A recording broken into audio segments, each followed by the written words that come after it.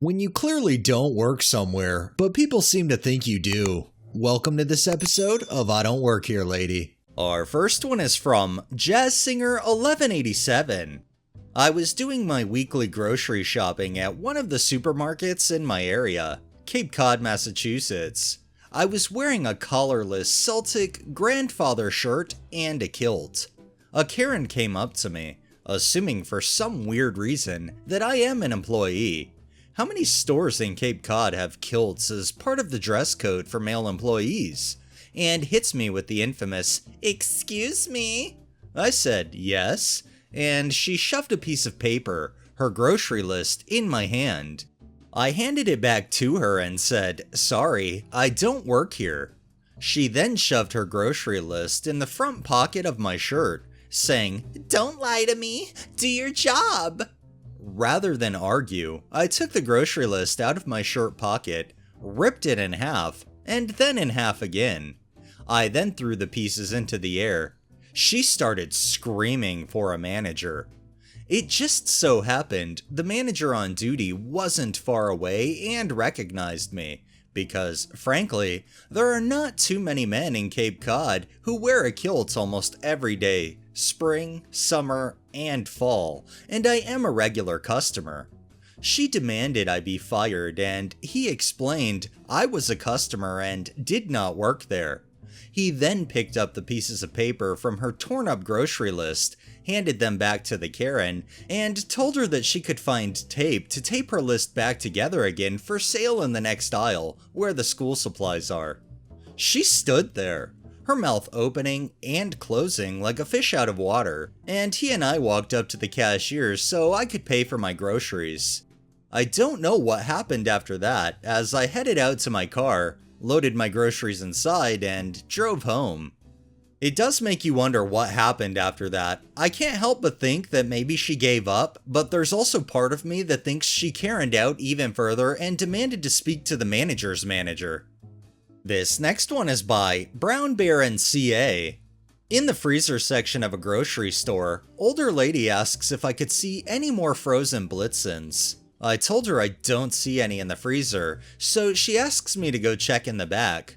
"Yeah, lady, I don't work here." She then says, "Okay, but can you just pop back there and check real quick?" But now she's raising her voice and starts yelling to go check. I'm surprised. I look over to the meat department and the butcher is looking at me like, what the fuck is going on over there? He just makes it to see her looking up at me, yelling to just go check in the back. I told her I don't work there, and the butcher stepped in and asked if he could do anything for her as I didn't work there. As I walked away, I can hear her say, "If he doesn't work here, then why was he helping me?" Like, lady, I was just being courteous. I've helped random people so many times in stores, whether that be pulling something from the very top of a shelf or the very back of a shelf, and I've never really complained about it. But if I had somebody demanding it of me, I damn sure would not help them, and I'd just walk away like they didn't even exist. This next one is from Magic Beans. For our cast we have me, the manager, the employee, and a friend of a friend. So this is more of a indirect I don't work here lady. Side note though, I tend to cuss a lot in my speech and I don't even realize that most of the time. But anyway, now to the story.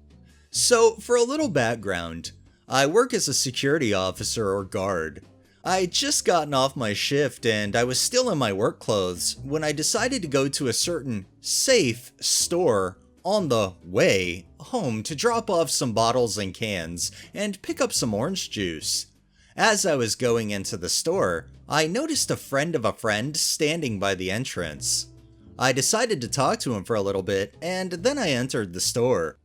Couple minutes go by and I'm doing my shopping when all of a sudden the manager walks up to me and starts yelling at me. "Are you the one that was screaming and cussing out at that one dude in the front?" I sat there confused with a dumb look on my face for a couple of seconds and then I realized, when I was talking to a friend there was a lady, Karen, that was going to walk by but turned around and I didn't think twice about it. She was referring to me and friend. I say to her, no. I was talking to friend outside, but I wasn't screaming or yelling. Friend and employee is now standing next to manager, looking as confused as I am. Friend says, we were just having a conversation, so I'm not sure what you're talking about. Manager says in response, okay, well, some lady, Karen, just reported the store security guard and a homeless person were screaming and cussing each other out in front of the store and that she was scared for her life. Friend wasn't homeless, he just kind of looked homeless. I responded with, we were just having a conversation. Maybe we were a little loud, but I wouldn't say we were yelling. Friend says, yeah. Manager responds with, okay, she did seem kinda like she was exaggerating a bit anyway. I'm going to try to find out what's going on. Then manager walks away. Employee asks us, were you cussing by chance? Friend says, no. I say, shit, I don't know. Employee says, you just said shit. I know what happened. We have a regular customer that comes in that is very against cussing. I can't mention why she is against cuss words in the subreddit because of the rules. I just start dying laughing because all this confusion and bullshit was down to the way I talk. Although friend and employee were not as amused, but they blew it off anyway. After that, I finished up my shopping and went home. If it's not clear enough, look at the 5th paragraph to find where the Karen shows up. Also, for those of you that are confused as to what Rule 9 is, Rule 9 states to avoid talking about politics and religion. You can probably guess which one this Karen falls under. The fact that she literally goes and complains over somebody exercising their constitutional right of free speech is just baffling. But I've also learned Karens will Karen, and you can't really change that. This next one is by Analysis Special. This happened probably 30 years ago, before GPS was in every car. This might not fit this subreddit, but it seems to be keeping with many of the other stories. I grew up near a flea market that was extremely popular. It was located in a rural area about 45 minutes outside a major metropolitan area, and in the summer, the lines to get into the parking lot would be backed up half a mile or more. The market was open on Tuesdays and Saturdays. Selling frozen fruit bars from a cart there during the summer was my first job. I rode my bike there and knew it was exactly 1 mile from our driveway to their driveway, on the same road. There was one intersection with a stop sign in the middle. One Tuesday, after school had started, my sister and I were outside waiting for the bus. This woman rolls to a stop in front of us and asks if we knew how to get to the flea market. I told her it was a mile that way, pointing in the correct direction. She says they've already been that way, so I repeated, it's a mile that way. There is one stop sign that you need to go through, but it's on the same road we are on. She starts screaming that they've already been that way and asking why I am lying to her. So I apologized and said I was sorry for trying to mess with her. Sidebar, I was really good with maps and geography and spent a lot of my early teenage years riding my bike all over the area I grew up.